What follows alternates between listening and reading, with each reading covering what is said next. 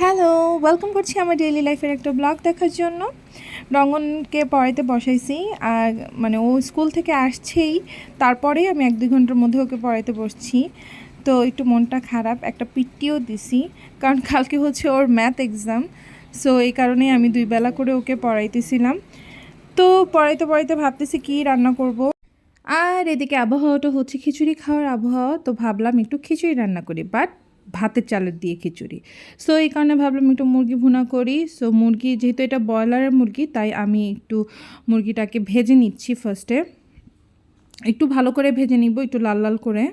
So মুরগি ভুনার সাথে আমি কিছু আলুও দিব, এই কারণে আমি ওই প্যানে আলুগুলো একটু ভেজে নিলাম।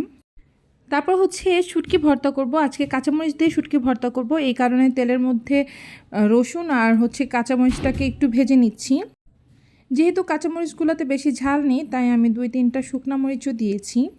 কাঁচামরিচগুলো ভাজা হয়ে গেলে আমি হচ্ছে পেঁয়াজ দিয়ে এটা ভালো করে একটু ভেজে নিব। এই তো আজকে হচ্ছে পেঁয়াজটা একটু বেশি ভাজা হয়ে গেছে, এই কারণে একটু বেশি লাল লাল হয়ে গিয়েছে।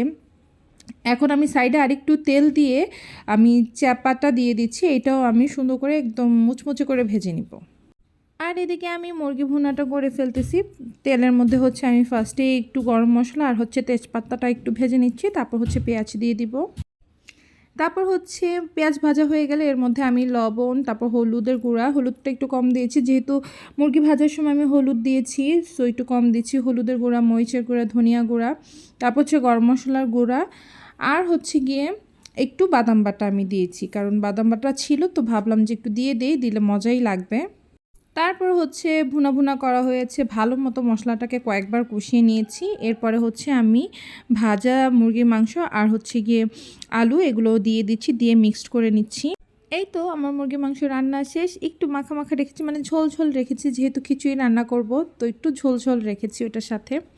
তারপর হচ্ছে আমি ভাতের চালের খিচুড়ি রান্না করব। এর মধ্যে আমি চাল ডাল ধুয়ে নিয়েছি, তারপর হচ্ছে তেল দিয়ে দিচ্ছি, তেল অত বেশিও দিব না। তারপর হচ্ছে পেঁয়াজ, আদা বাটা, রসুন বাটা একদমই সামান্য পরিমাণে, আর হচ্ছে একটু হলুদের গুঁড়া, মরিচের গুঁড়ো অল্প, একদম জাস্ট কালারের জন্য, কারণ আমি লেফট ওভার গরুর মাংসের মশলা আছে ওগুলো দিয়ে রান্না করব, কারণ ফ্রিজে গরুর মাংসের মশলা রয়েছে 2 বাটি, সো ভাবলাম যে ওইটা দিয়ে মিক্সড করে রান্না করে ফেলি। কারা কারা বাসায় এভাবে করে রান্না করেন, যে গরুর মাংস একটু থেকে গেলে ওইটা রেখে দিই ডিপ ফ্রিজে? দেখা গেছে কোনো দিন যদি এরকম ভাতের চালের খিচুড়ি রান্না করা হয়, তখন হচ্ছে ওই মশলাটা বের করে মিক্সড করে দিয়ে দিই, তাহলে কিন্তু খেতে অনেক মজা লাগে।